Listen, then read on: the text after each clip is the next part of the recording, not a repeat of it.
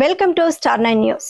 Andhra Pradesh BC సంక్షేమ సంఘం రాష్ట్ర అధ్యక్షులు కేశన శంకర్రావు జన్మదినం సందర్భంగా నరసరావుపేటలోని బ్లైండ్ పాఠశాల నందు నరసరావుపేట ఎమ్మెల్యే చంద్రవాడ అరవిందబాబు ముఖ్య అతిథిగా పాల్గొని జన్మదిన కేక్ కట్ చేశారు. ఈ సందర్భంగా వారు మాట్లాడుతూ కేశం శంకర్రావు రాష్ట్రమంతటా బీసీ సమస్యలపై పనిచేస్తున్నారని, అనేక ఉద్యమాల ద్వారా బీసీల అభివృద్ధికి కృషి చేశారని, సంఘం ద్వారా కూటమి ప్రభుత్వం ఏర్పడే దిశగా కృషి చేశారని అన్నారు. అనంతరం పాఠశాలలోని విద్యార్థులకు భోజనం వడ్డించారు.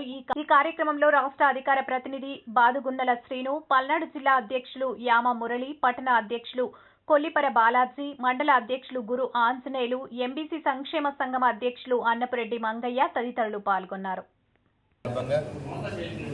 బీసీ నాయకులు కానీ ఎస్టీ బీసీ టాప్ నాయకులందరూ కూడా ఈ కార్యక్రమానికి విచ్చేసి కేశవ శంకర్ గారి జన్మదినోత్సవాన్ని చాలా సంతోషంగా చేసుకోవడం జరిగింది. ఎందుకంటే శంకర్రావు గారు పేద బడుగు బలహీన వర్గాల ఆశాజ్యోతి. మరి పోయినసారి ఎలక్షన్స్లో ఎక్కడైతే బీసీలు పోటీ చేశారో వాళ్ళకి అండగా ఉండి వారిని గెలిపించడానికి పూర్తిగా ప్రయత్నం చేసిన కేశవ శంకర్రావు గారికి మేము అందరం కూడా రుణపడి ఉంటాము.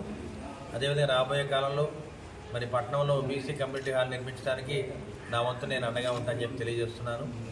అదేవిధంగా జ్యోతిరావుపల్లి విగ్రహం కానీ సావిత్రిబాయి ఫులే విగ్రహం కానీ ఇద్దరు రెండింటిని కూడా ఒకే చోట పెట్టి వారికి గౌరవిస్తూ రేపు రాబోయే కాలంలో కేశవ శంకర్రావు గారి చేత ఆ విగ్రహాన్ని ఓపెన్ చేయించడానికి వారిని అనుమతి కోరుతూ ఉన్నాము.